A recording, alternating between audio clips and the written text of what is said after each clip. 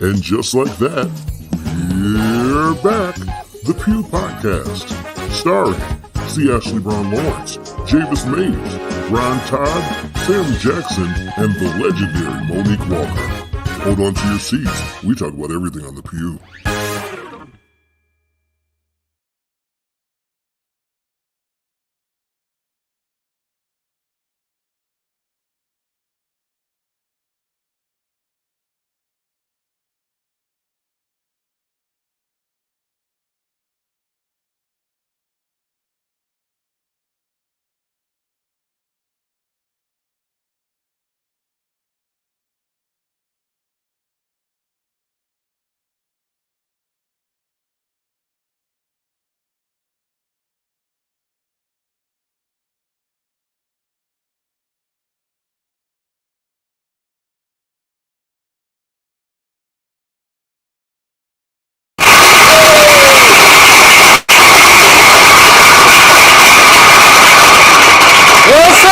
Everybody, welcome to the Pew. I'm sorry it's a little delayed. These claps were not cooperating tonight. I'm a clap.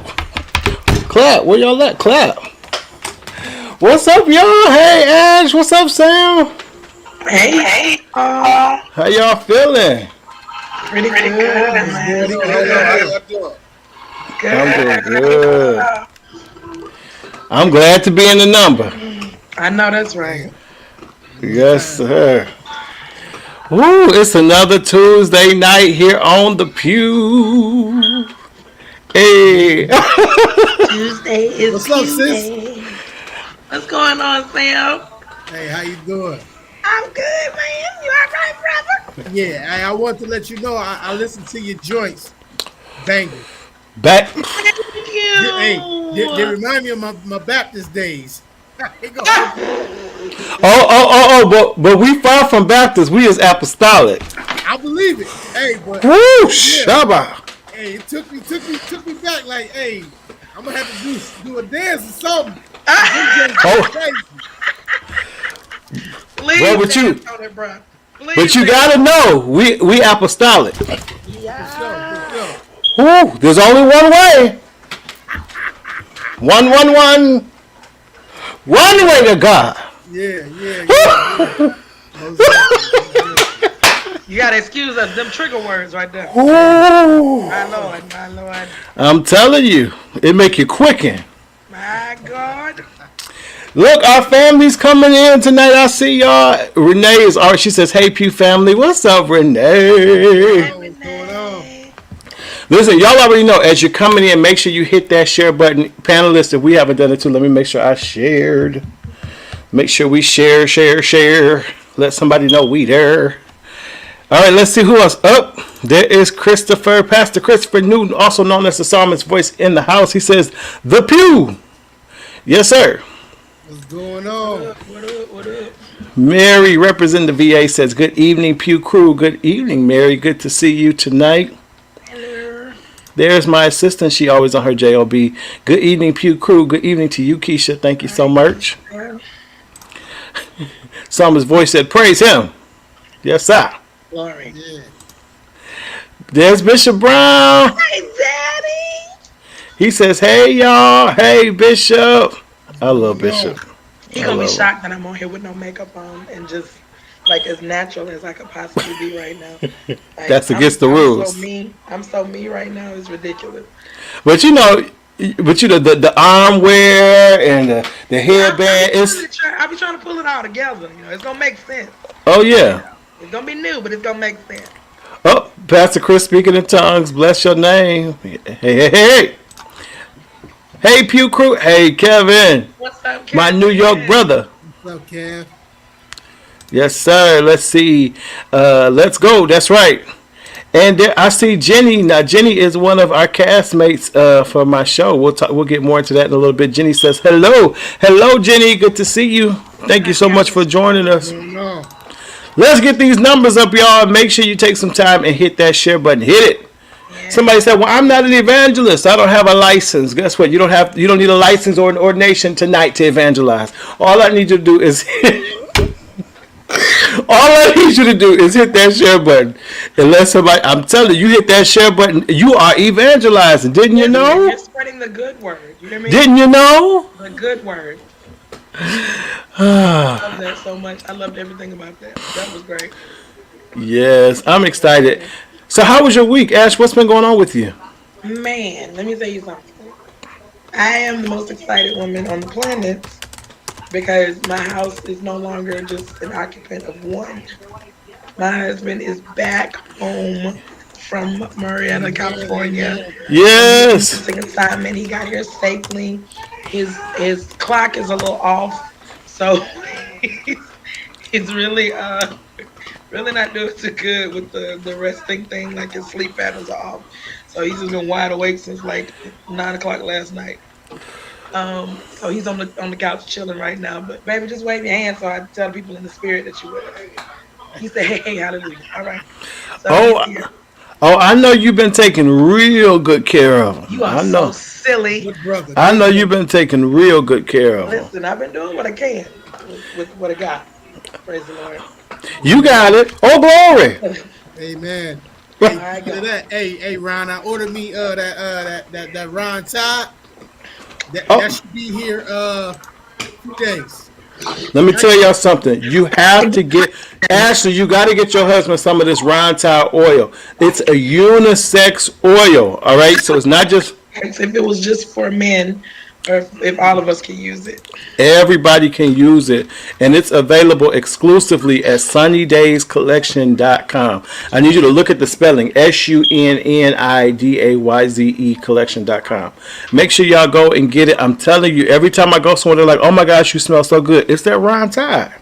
You gotta get it. You gotta get it. I promise you. They say Izzy Miyake, Izzy make you dizzy. You get this Ron Todd. Look at here. Hey, you better tell them, boys. You better tell them, Woo. boys. So y'all make sure y'all get it. Yeah, get it. Praise God. Sam, when you get yours, you gotta tell me it's gonna bless your marriage. Gonna go to a whole nother plateau. Oh, my God. Lord. My God. Good praise and worship. Yeah.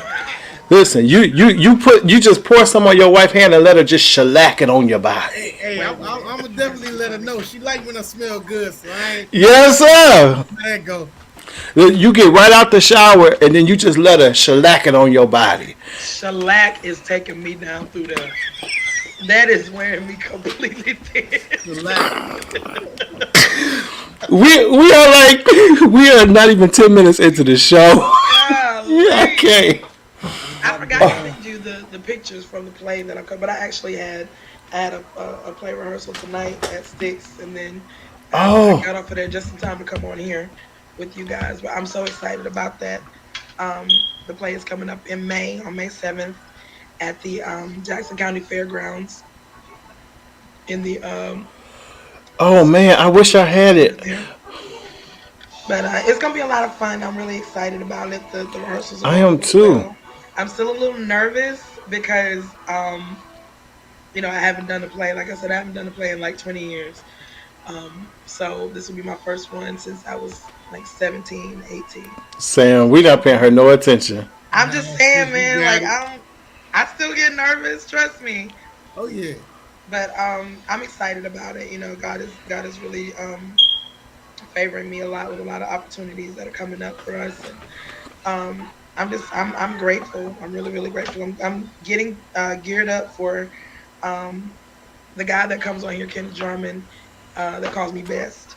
Yes. Is one of my best friends, and he is actually um, he premiered his new music group last year called Green Tree, and we did a Good Friday encounter, which was an incredible night of singing and praising and worshiping and dancing and you Mm. know sermonettes here and there, and it was just a beautiful night. So we're getting geared up again to do it again next Friday night in Mobile, Alabama, and I'm blessed that he has hired me as the vocal producer for the entire music group. So Yes. I'm God taking be the care of glory. the Congratulations. backgrounds. Thank you. It's such a dream come true. And I think I don't even think he really knows, how dope it is to me. But I actually went to school I went to college for a short period of time before Hurricane Trina hit. I was going to school for vocal production, and so that was what I was gearing towards, either being a vocal coach or a music teacher or whatever. And so it's also how I met my baby. And he went on to be a music teacher, but I kind of left out and tried to get some other stuff together once the hurricane hit. But now it's like a full circle moment that I get to come back and utilize what I actually was learning at that time. So I'm really grateful for it. The singers sound amazing. The band sound amazing. He's excited. I'm excited. So it's just going to be really, really dope. So I'm looking forward to that. That makes it all. That like makes it all worth it though. Yeah. When you have a good crew of people that you're working with. Yeah, definitely. Definitely. It definitely makes a difference in the whole overall experience. And I feel like we're gonna be able to hit on that a little more later on in the show, just about how important it is to be working with people who have like minds and who understand the assignment, for lack of better ways to put it. Yeah, most definitely. And are on one accord. They understand the assignment and they're on one accord. They don't have private little agendas. Right. Come and on. there's no spirit of like competition or anything or trying to outsing each other. Like everybody's really supportive of what everybody has going on. Like even in the group chats, everybody's really encouraging to each other and loving. And Kenny is like everybody's daddy and big brother. So he looks at them like I look at them as my little sisters and little brothers and everything, because we're the oldest two in the whole bunch. So. Oh my goodness. Yeah. So, but I mean, everybody is around our age. We're just like maybe 2-3 years older than everybody. And so I'm really looking forward to seeing how everybody meshes together. We got some new people that are in the group now. This is going to be their first year doing it. So hopefully this round, like they say, Ron, every round goes higher and higher. Higher. And we're looking forward to that. So yeah, the Good Friday experience. I love that. Yeah, it's going to be amazing. All right. We want to make sure we check that out. Sam, how was your week, man? My week is well, man. So my birthday is actually on Thursday. So I'm looking forward to that. I'll be 35. So God has been good, and I'm grateful for the things and opportunities that He's bringing in my life. I'm hearing a lot of feedback. I don't know where that's coming from, y'all. It sounds like a TV or some buzz. Reggie, can you turn the TV down a little bit? Ooh. I'm sorry, it's my TV. Oh, I said, what is that? I took over Reggie's. I took over the den. I'm gonna mute myself while you talk. Go ahead. Okay. No, but God has been good. My week has been well. We went back to work this week, so it was good to get back and see the kids and see how excited they are to finish off the school year. So I'm blessed. I can't complain at all. That is what's up, man. I'm super excited about that. We gotta do something for that birthday, brother. I'm glad you said that. Yeah. Yep. Got you. Thursday, April Got 7th. you. Yep. Got you. Well, guys, I am super excited because we have some of the leading cast members of my show, A New Suit for Easter, which will be with us today in the next half hour. I'm super excited. Wait till you guys meet them. I think they both actually been on the show before. I'm not sure, but you guys are going to get a chance to meet them really soon. I don't want to prolong the time because I really want to get them on. So I think it's best for us to go ahead and knock out them hot topics. Let's knock it out so we can get them on and we can move on with the show. So here we go. Why all the sound effects tonight are just so delayed?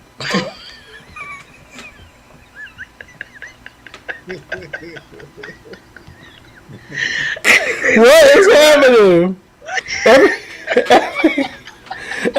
Forget the sounds. Listen, forget. We go into hot topics. Da da da da da da da da da da da.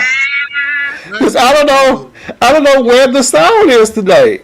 Oh my goodness. Oh, here it is. Lord Jesus.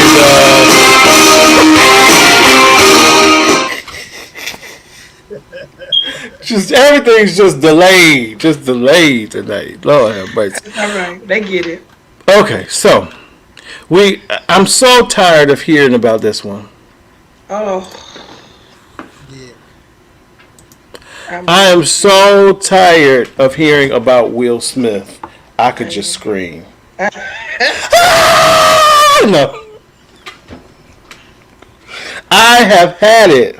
I don't want to see another meme. I mean, now don't get me wrong. Now, when it first came out, the memes were hilarious. of course. Everything was hilarious, but it's just I don't know. I think it's a bit played out at this point. To me. I agree. I think that we've all given our opinions and our stands on it and everything. You know, at this point, we're just kind of grasping for straws when it comes to keeping this up now.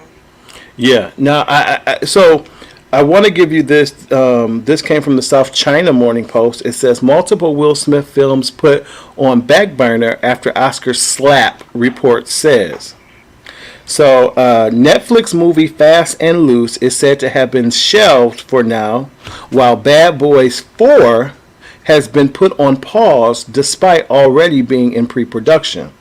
Emancipation, scheduled for release this year, has not been given a specific date.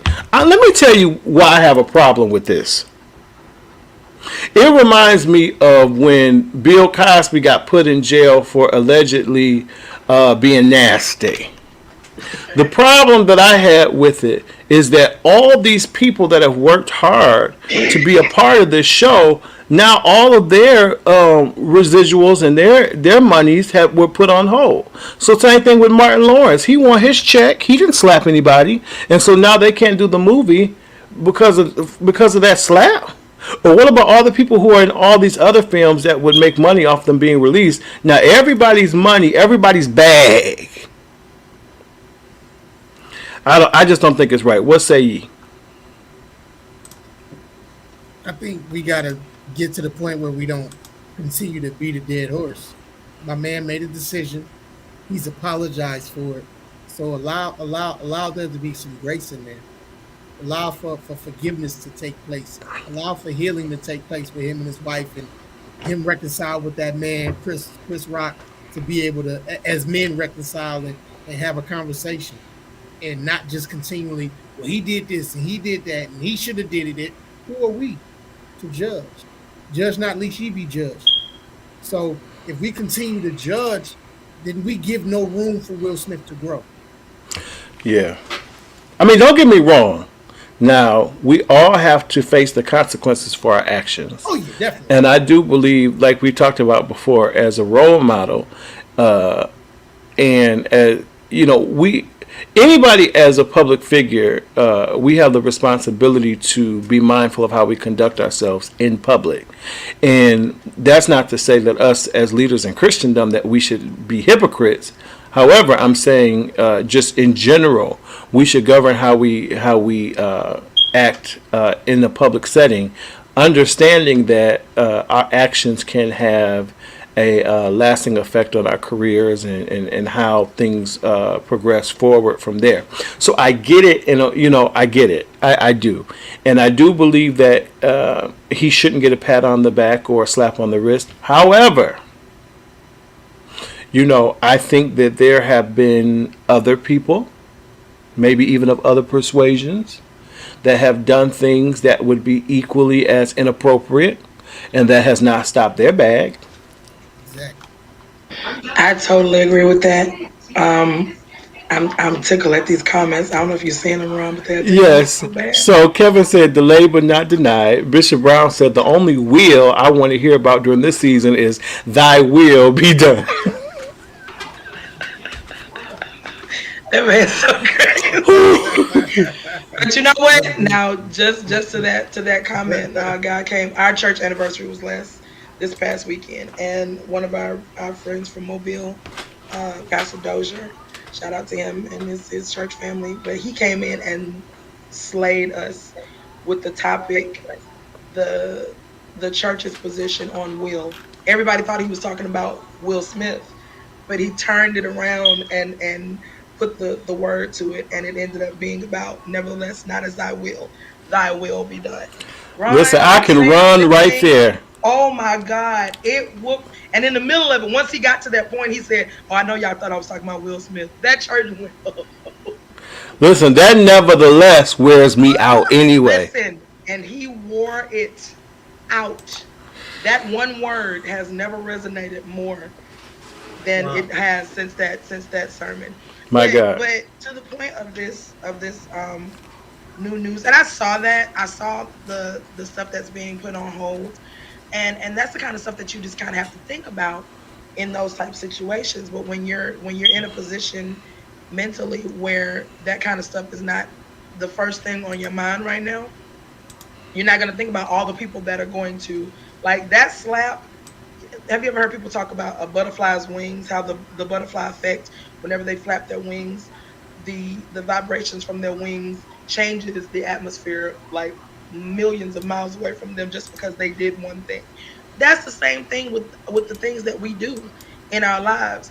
One thing can reverberate throughout not just our lives, but other people's lives that are connected to us and are connected to the things that we do. We have to consider other people's lives. Like, we're not just working for us. We're working for the people that are connected to us and to our ministries, to our churches, to our relationships, to our families. Like, this should, if we're going to keep talking about this, I want to see some people change their minds about their outlooks on self-control. I want to see some people saying that they've learned from this. And they look at life a different way because they don't want their small, petty feelings about something small and petty to change the way that they react to certain things. I don't want people to think that a knee-jerk reaction is the best response to something. Like, if we're gonna stay on this, let some people get change from it, you know? Exactly. Yeah. But at the same token, like, I hate to see his good name and his good nature be so tarnished because of a bad decision. Like, we looked at Will Smith as the golden boy. You know what I'm saying? He was the good guy. You know, he was the nice guy. He was the guy that wasn't being represented as a thug or, you know, somebody hard and gang related and, you know, all this tough guy stuff. Like, even in Bad Boys, we still looked at him as the soft, goofy guy that would be the cool uncle or the nice big brother. But now everything that you see is associated with this one mistake. And this is the kind of stuff that this is why the Spirit of God is very important. If I could take it spiritually, this is why the Spirit of God is that important being in it, because the Bible says that it's Him that dwells in us both to will and to do of His good pleasure. So He's the one that is controlling and leading and guiding us to make better decisions. Yeah. Did you see that? Will thought he was only slapping Chris, but he was slapping everyone connected to him. Connected to him. Woo-wee. That's what you have to consider. Like, your decisions do not just affect you. Your decisions affect everyone connected to you. Because now they're either going to be blessed or cursed by association. And that is the last thing that you want to be held responsible for. Is having somebody being disregarded or cut off by association to you. I want something good to flow from me to the next person that's connected to me. You know, absolutely. And it's a shame, and I pray God's mercy and grace on him, just like I pray for myself when I screw up. I pray that same grace and mercy on him, because we all make mistakes. We all do wrong. But it's just a shame that he has had to be out in public, played out in front of the public eye like that. And it was just, it's really unfortunate. It's really very unfortunate. Yeah. But I ain't stupid to think that every time I hit my Prime menu, all of his movies and Fresh Prince of Bel-Air and the Fresh Prince reunion are right at the top of all of the selections. All of that stuff is really, really being shown now. All of his movies, even Shark Tale. Didn't nobody see Shark Tale? Right. But now they want to show that on Prime. You and two other people saying, stop it. Yeah, like I got kids, so I had to see it. Look, we got to move on because I want to get to our guest. Last thing here, Black Lives Matter founder reportedly used donations to buy 6 million California mansion. This is according to the Shade Room. I want to read you guys this article that was posted by the Shade Room about the Black Lives Matter founders. So according to the new shocking report from at New York Magazine, the three leaders of the Black Lives Matter movement, Patrisse Cullors, Alicia Garza, and Melina Abdullah, recorded a video last summer that has recently come to light. In the video, the women are sitting outside the undisclosed $6 million mansion as they mark the first anniversary of the murder of George Floyd. The lavish home was reportedly bought with donations from Black Lives Matter. The 6,500 square foot estate has over 6 bedrooms and bathrooms, multiple fireplaces, a pool, and parking for more than 20 cars. The home was reportedly purchased back in October 2020 with funds that had been donated to the Black Lives Matter Global Network Foundation. It was purchased by Diane Pascal 2 weeks after Black Lives Matter received $66.5 million from its physical sponsor. Pascal is the financial manager for Jania and Patrisse Consulting and LLC, operated by Patrisse Cullors and her spouse, Janaya Khan. Ownership of the property was then transferred to an LLC in Delaware, which ensured that the property owners wouldn't be revealed.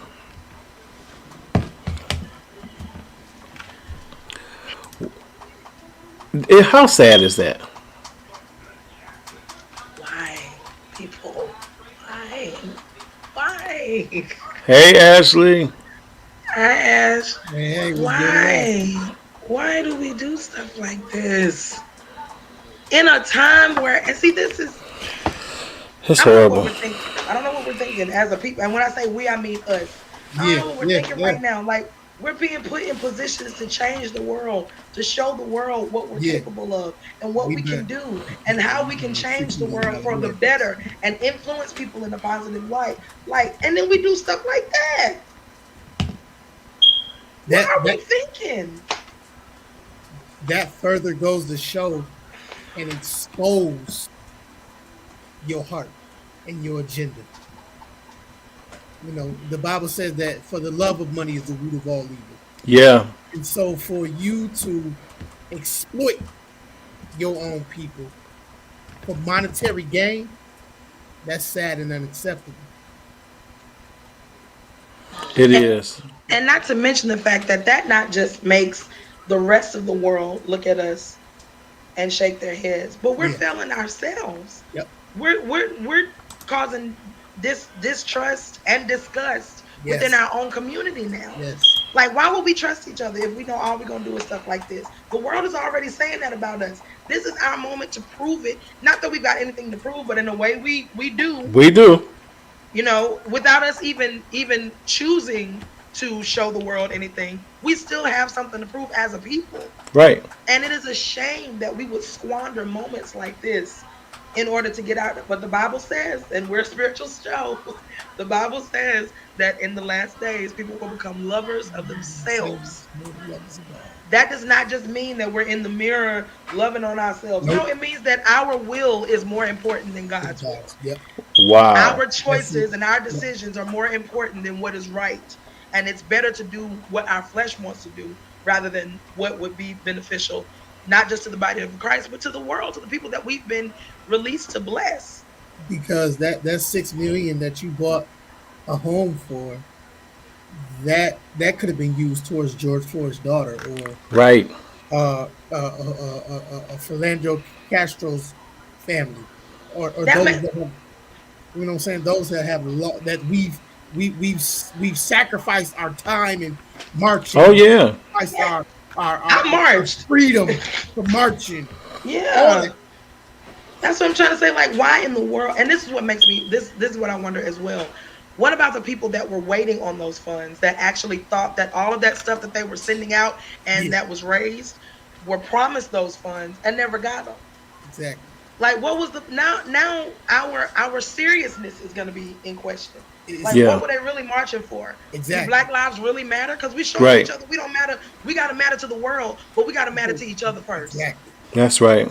Listen, guys, this is such a good conversation, but I really want us to get to our guests, so we got to wrap this hot topics today. But yeah, we got to pray for our people and pray for each other. Yes, Lord. But listen, I'm super excited. As many of you guys know, that's right, Bishop, it is the love of money. As many of you guys know, this coming Saturday and Sunday, I have an amazing show called Ron Todd's A New Suit for Easter. It's a stage play. It's in Newport News, Virginia at the Full Gospel Kingdom Theater.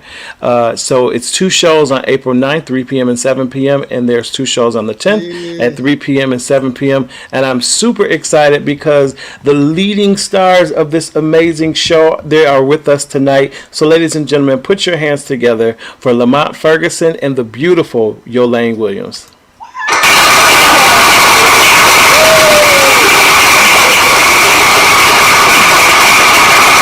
Hey y'all! How y'all doing? What up, though? Welcome. You know Lamont from Detroit, so he know what to say. What up, though? What up, though?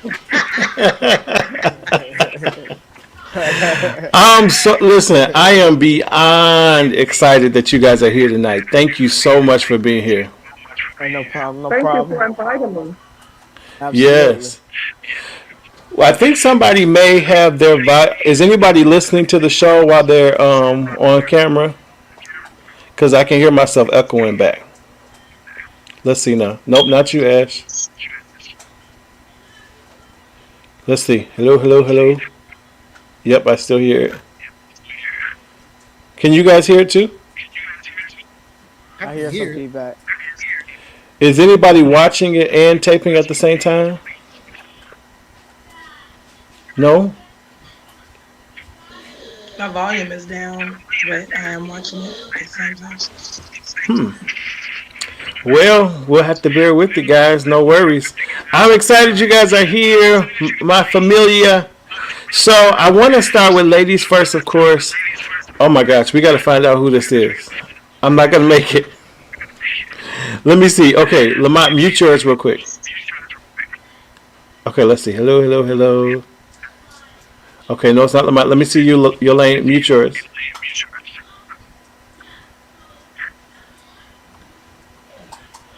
Okay, I'm going to mute her. Okay, let's see. Oh, Yolaine, I think it's you. Let's see now. Say something. Hello. There we go. I don't hear this. Well, no, there it is. I wonder how we're getting that feedback like that. It might be the atmospheric noise. If she has a headset or something, it might go away. Oh, do you have a headset? Background noise. Like earphones? Like headphones?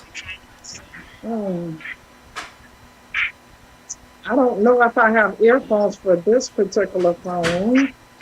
Oh, okay. Don't worry about it. We're going to make it work. What I'm going to do is I'm just going to mute you until you talk, okay? Okay. Well, we'll start with you. I'm excited because you have the leading role. You play Samantha in A New Suit for Easter. Tell everybody about your character.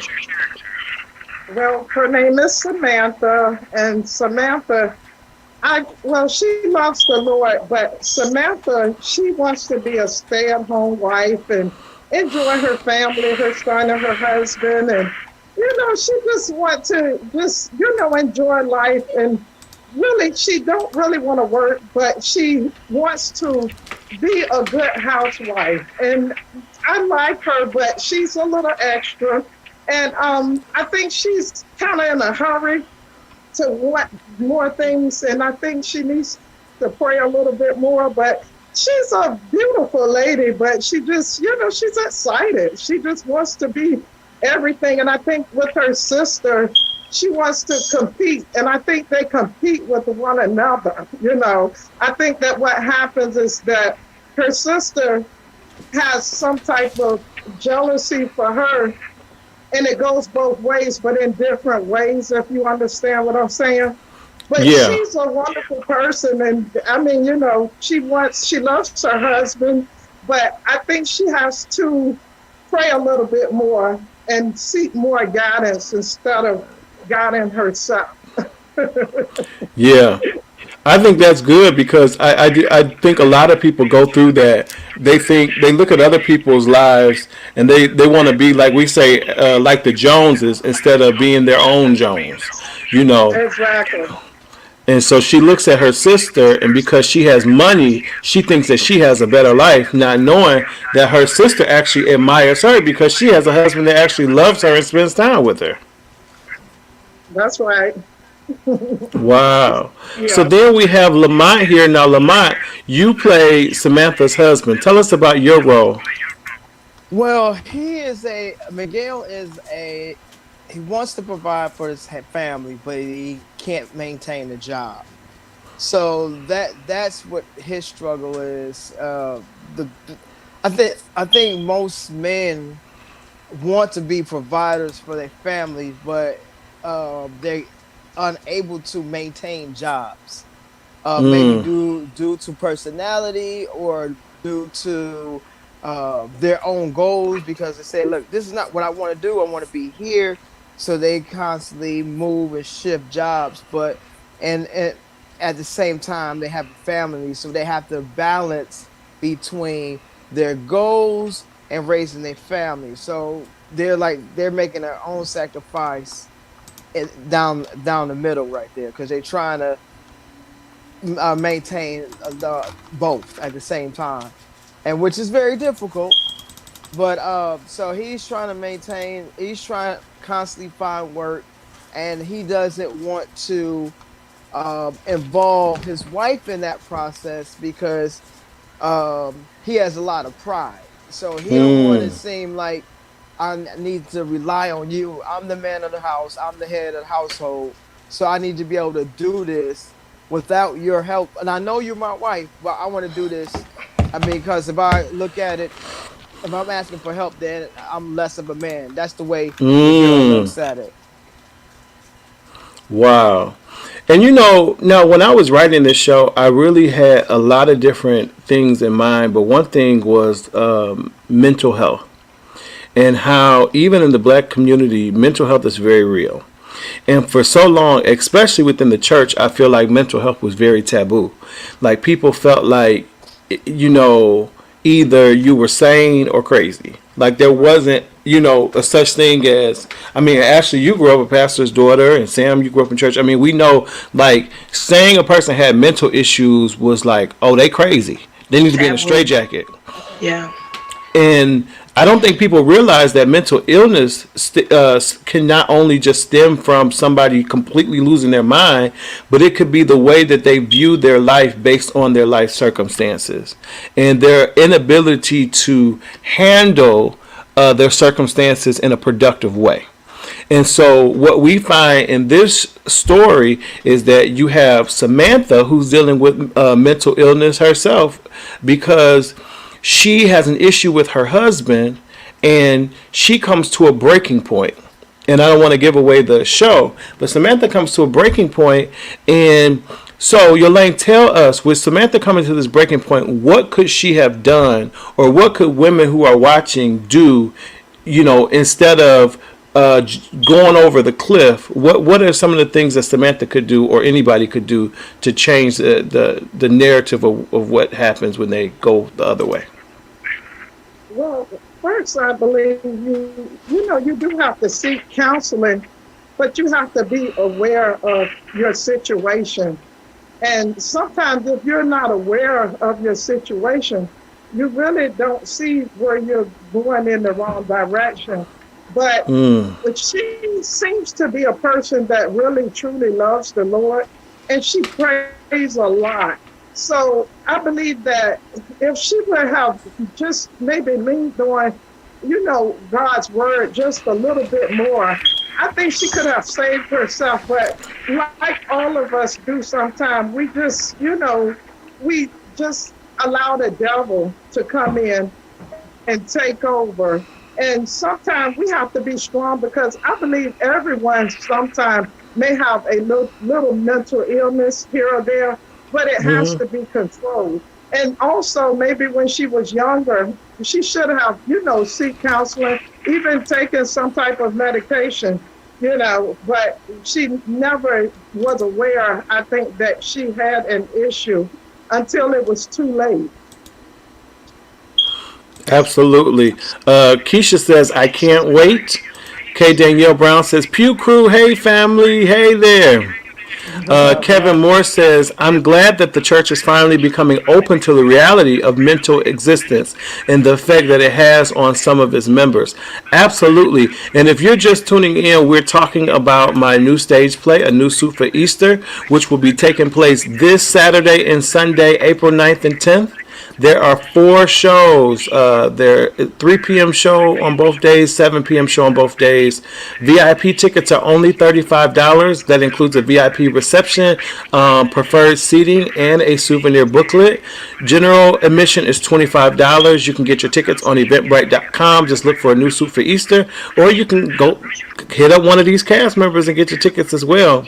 But it's going to be at Full Gospel Kingdom Theater, 3114 Washington Avenue, Newport News, Virginia. You guys don't want to miss it. We have the leading actors from the show with us here today, and we're just talking over some of the highlights of the show. Now, Lamont, what do you think? Because your character, same thing. There's definitely, I would say, some mental health issues with him too, because he seems to have a lack of communication skills. Well, and I think that's a huge problem in our community as well as our men. We have been told so every generation, it is your job to do this. No matter what the situation is, you have to get this done. It's a lot of families don't say, okay, yeah, you're married. It's 100%. You both work together and get this thing done. It's always been hammered that the guy, you have to get this done no matter what you have to do. You have to keep your family afloat. And that's where that communication breaks down, where he's unable to talk to his wife and say, hey, babe, look, I'm having these issues. I'm not able to handle these jobs. I want to get to this point, but I'm having an issue. We are taught to say, look, suck it up and get the job done. And I really believe that's what Miguel's issue is. He's not able to communicate that because his past had taught him that, hey, you got to get this job done. So there's a situation where he's saying like, okay, I'm going to get this job done no matter what I have to do. And I can't tell you. And once he finally has this conversation, they both blow up. Whereas Right. it should have always been there so it won't be a big issue. So they get into this huge argument about something he has to say to her about what's going on. I just had a question. First of all, I'm very jealous that I don't live in Newport News or anywhere in Virginia where I can't drive and come see this show. So feel free to give me some spoilers off camera or something. You got it.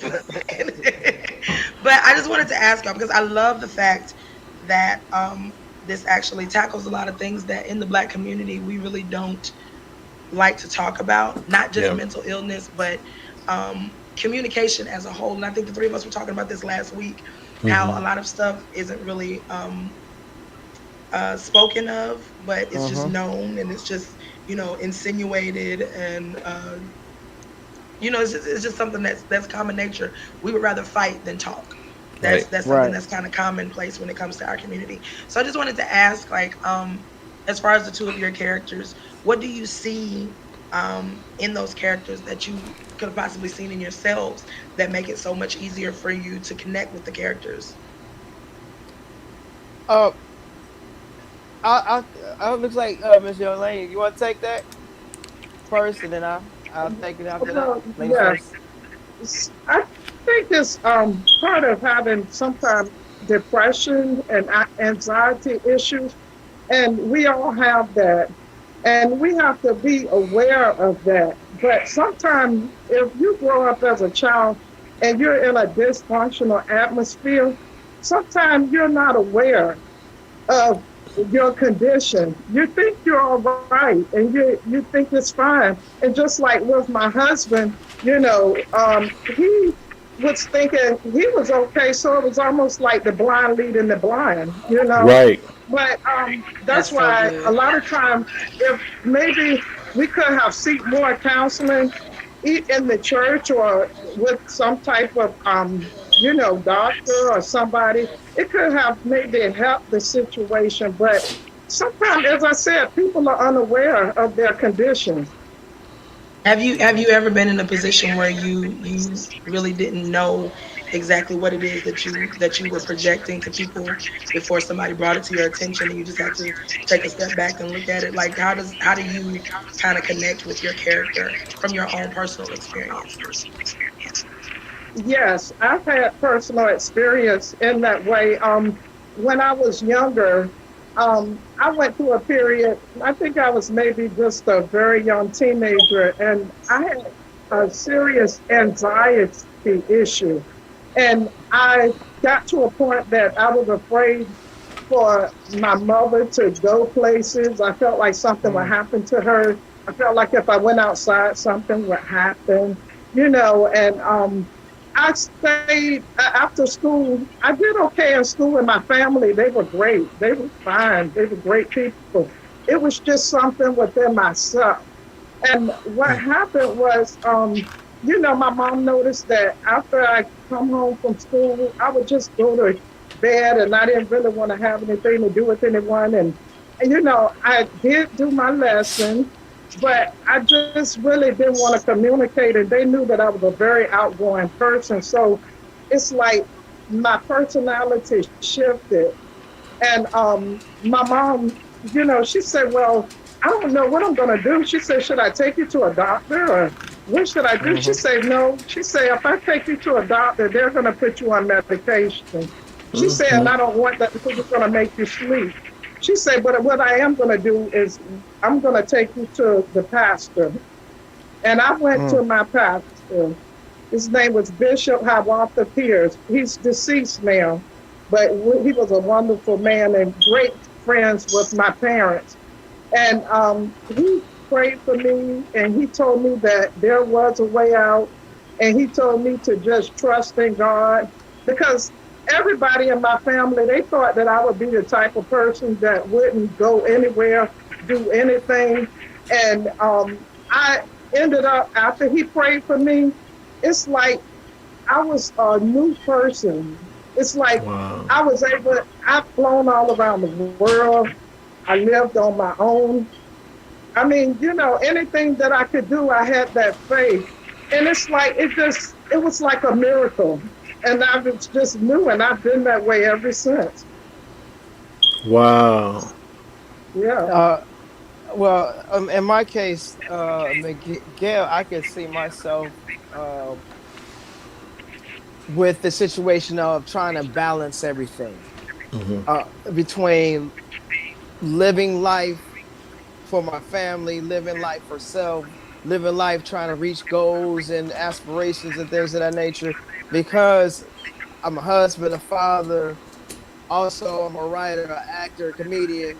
So all these entities are one in itself. And I just have to balance it because entertainment is not a 9 to 5, and plus I have a regular job.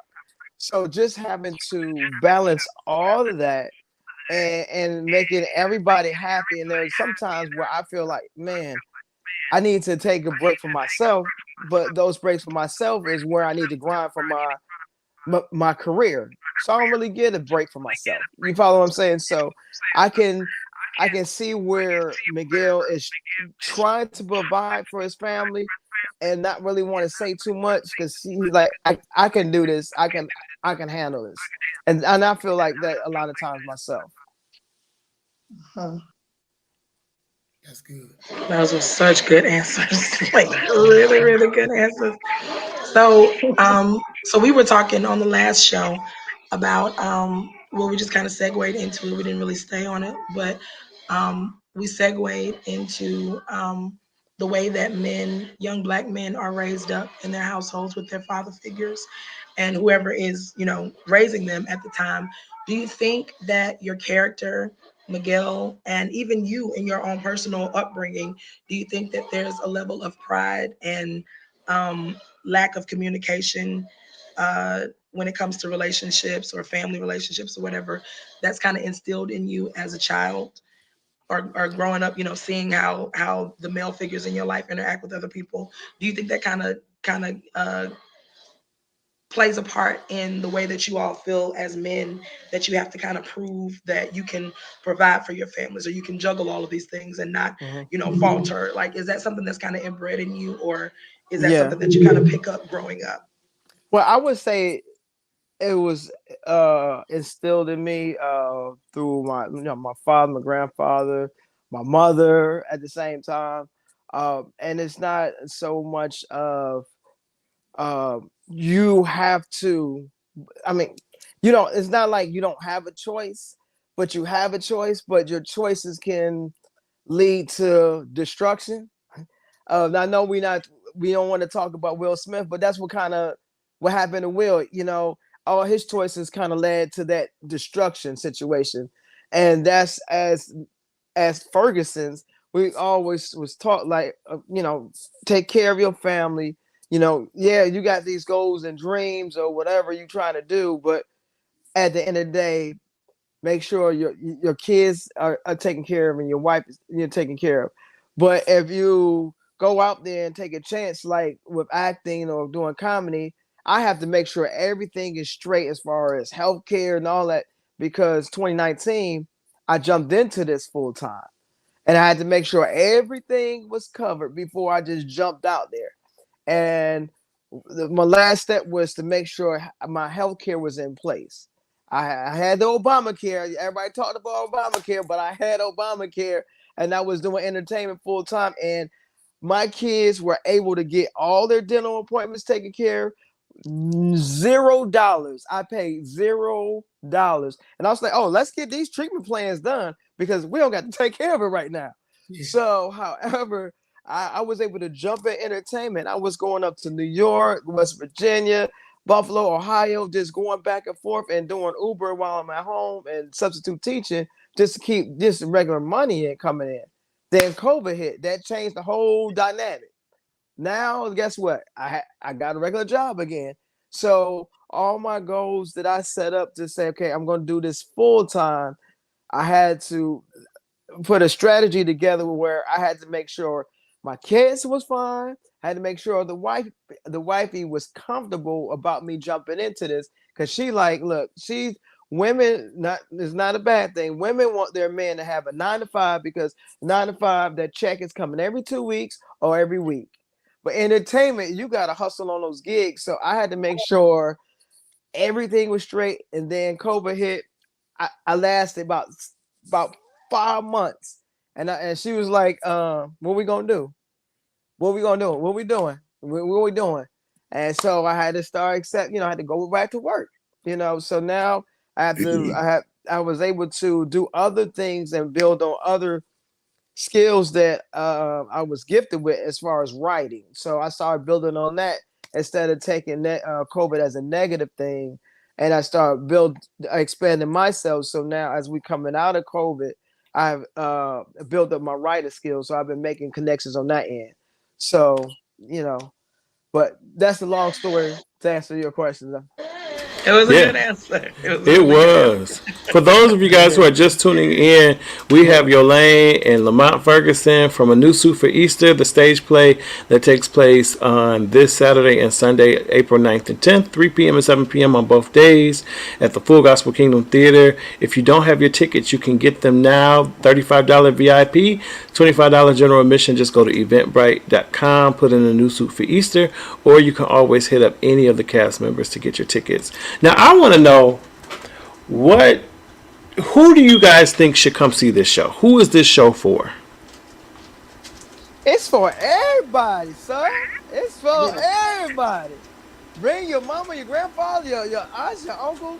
Hey, listen, even the people that you hate, bring them to this show. They're going to definitely get something out of this. I promise you. Yolaine, I was about to say Samantha. I was gonna say, and I stamped that on the city of Detroit. What up, though? Yolaine, I want to call you Samantha so bad. What do you want people to take away from your character this weekend? Well, I want them to see the good in her, but um, I want them to also, see that she's sincere in her forgiveness, because she really don't mean to be who she is. It's just that it was her desire to be a certain type of person, and the more she prayed, she felt like it wasn't working. But with prayer, it did. So I just hope that everybody will understand her and enjoy her, because she's a fun person, and she's a good person, and like I say, she loves the Lord. And I just hope you all enjoy her. She might need a little bit of pressure medicine and some anxiety medicine, but other than that, she'll be good. she wants to change. Now, you know what, Yolaine, I want to know, this is what I want to know from you, because when you came to me and we worked together on the last show, you were an incredible dramatic actor. But did you know how funny you were? No, I'm not aware of it. When I tell you, there's certain little things that she says and does where I can't even. When I was at rehearsal last week, I was laughing so hard because it's the way, especially when she gets to talking to her sister. It's how because her sister's name is Viola, and she be like, "No, Viola."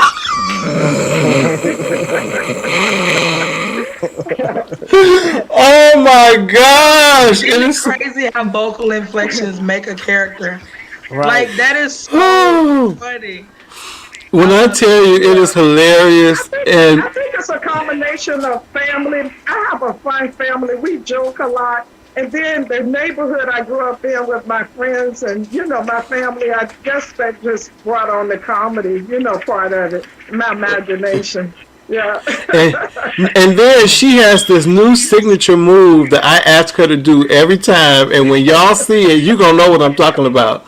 Because when she does this move across that stage, it is hilarious. Lamont, you know what I'm talking about? Yes, sir. Yes. Hey, I can. And when she does it, the audience just goes crazy. I can't wait. Now, Lamont.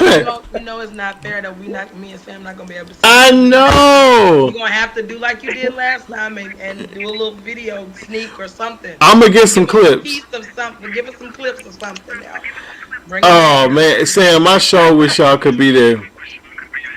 Man, it will be a joy, man.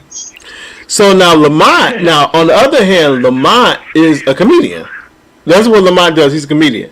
But, as well as an actor, but he's hilarious. Last year he opened up for our show and did a stand-up bit, and it was just crazy. But what I love about your character this time is it's not as comedic. It's more so serious.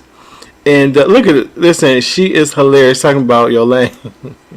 Yes, she is.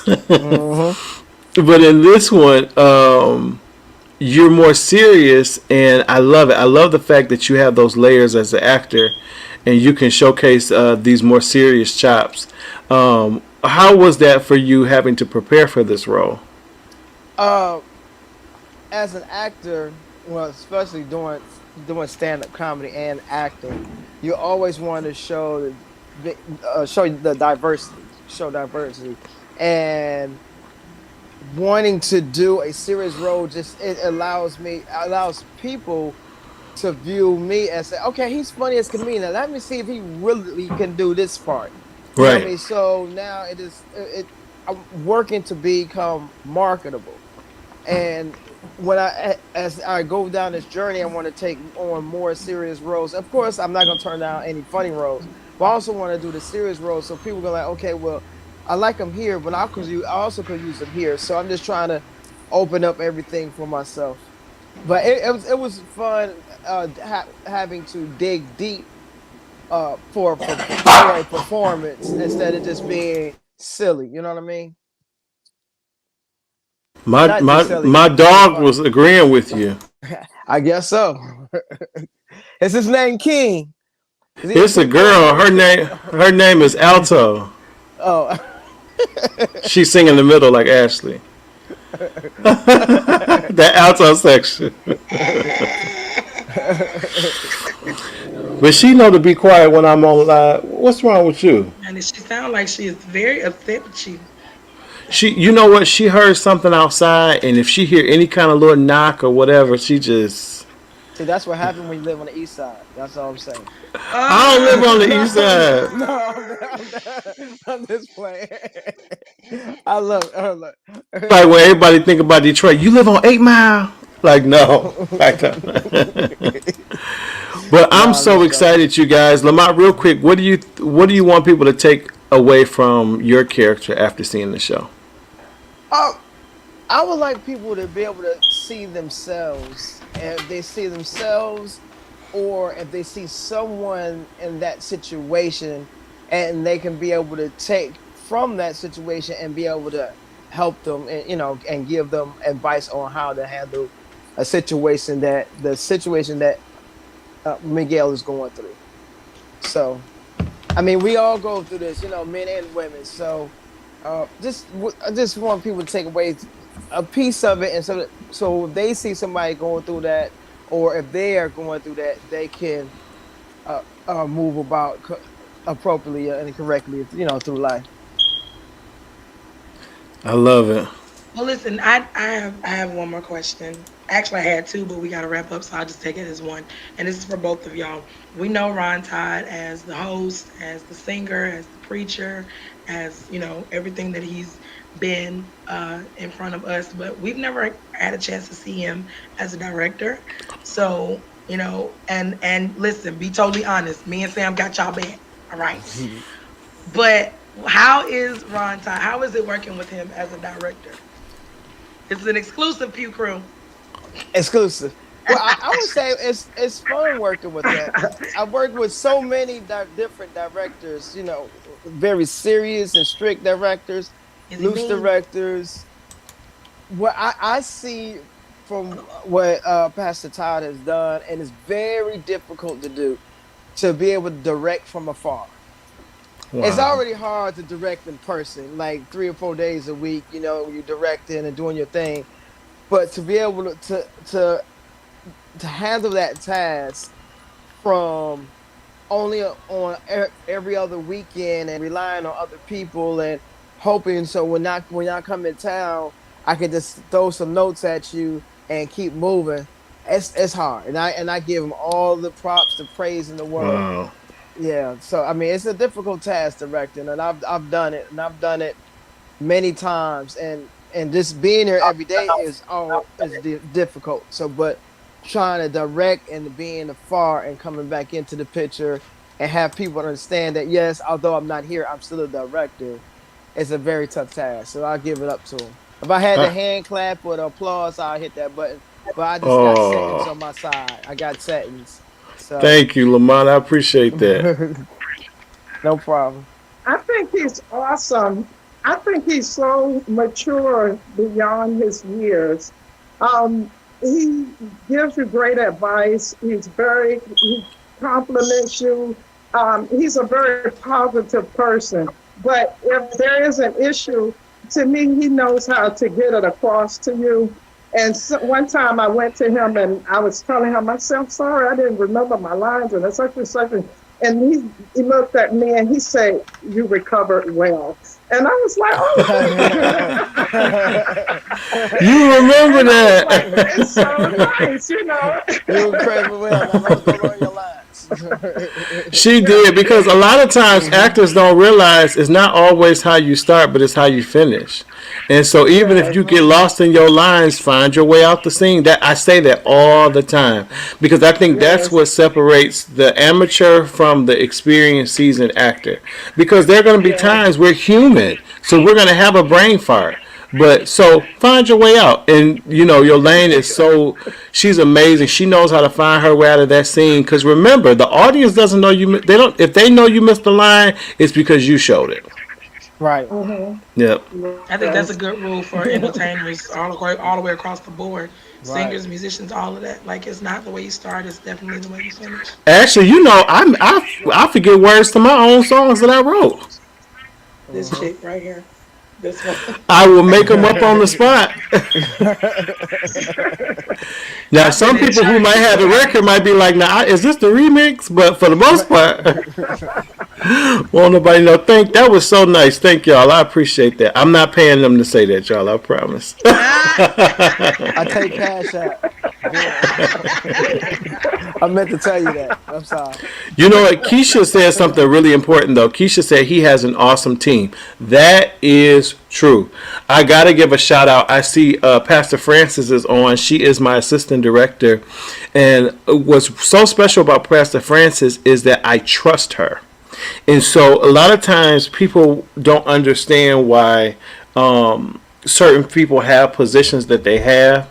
And it's not always so that they can do what people think, but it's because they're in a position of authority in my stead.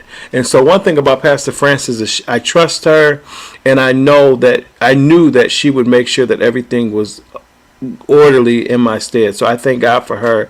I thank God for Allison Ahart, who stepped in and she worked really hard with the actors when I wasn't there, developing the characters and running those rehearsals, and I appreciate her for that. Also, we have Mary Surgeon, who's our stage manager, who's been extremely helpful from the beginning, making sure we have a space to rehearse and things of that nature. Her and of course we have Miss Joyce Davis, who's been amazing as well. She's the money lady. We thank God for Joyce because she keeps me in line, making sure that all of our I's are dotted and our T's are crossed. And of course, my amazing assistant, Keisha, who works a lot behind the scenes, more than everybody sees all the time. And as she says, he has an awesome team. She's a part of that. So we thank God for Keisha. And of course, she'll be there with us this weekend, and her and Brennis. And so I thank God. I have a wonderful team, a wonderful support system. And you know what, guys? I think that's a good way to kind of conclude. It's so important that in everything you do that you have a good team. The days of the ruling with an iron fist and being a dictatorship, it's a wrap on that, because everybody brings something to the table. Everybody. I always tell people, if you look at any corporation, when they have a board, they have people from all generations. They have older people because they have wisdom. They have Gen X's. They have millennials. They have Gen Z's. They have people from all generations because they understand that they need the diversity because everybody brings something to the table. And so I thank God for this amazing team that I have that is very diverse. I mean, we have from people in their 70s to people in their 40s and 30s, so we have an array of people on my team, and they are amazing. Wouldn't trade them for the world. So I say all that to say, if you haven't already got your tickets, what's wrong with you? No, get your tickets now. They're available. Again, you can get them on Eventbrite if you'd like. You can also Cash App. We are in a Cash App generation. $ Ron Todd Productions. Make sure you put your name, the date and time of the show you want to go to, and we will make sure we have those tickets at will call for you. A lot of people have been asking how that works. So if you Cash App $ Ron Todd Productions, then make sure you put your name, the show you're going to, and the time, and then we'll make sure that we have those tickets for you at will call. All right, so before we wrap up, any last words from you, Yolaine or Lamont? Just like to say thank you for, allowing me to play this part. I feel very honored, and I just look forward to doing it. I'm excited, and I'm just very excited. I'm so excited to have Yolaine. Let me tell you. Yolaine had made a huge impression on me in the last show. She didn't have the lead role, but she had a powerful supporting role, and I'm so honored to have you as the lead, Yolaine. Thank you so much. Thank you. Thank Yeah. And I would like to say thank you for the opportunity. I appreciate it. I really do. It's good to be on the team and being part of this production. Amen. To God be the glory. I appreciate that, man. I appreciate it. It was so nice meeting you guys, and Yes, I all the appreciate best being to on you. the podcast. It's pretty Yeah. dope. It's pretty dope. You Yeah, guys thank are y'all for crazy. coming Hey, by. good meeting and, y'all. In a good way. Yeah, absolutely. And we're wishing you guys all the best on the show. We know it's going to be Thank y'all for phenomenal. stopping We know it's by. going to be a great show because our brother is the one that is pinned it through the leading Oh. and guidance of the good Lord. So Yeah. we know y'all are going to have a wonderful time, and we're praying much success for the show. And don't sleep, because y'all know Sam Jackson is a amazing actor as well. He just did his first play a few weeks ago called Time and Time Again. So we're excited to see what God does in his life in the future. I know he's not done acting just yet. So we're excited to see where God leads him to his next project. But he's a great actor as well, y'all. So look out for him. All right. Yes, indeed.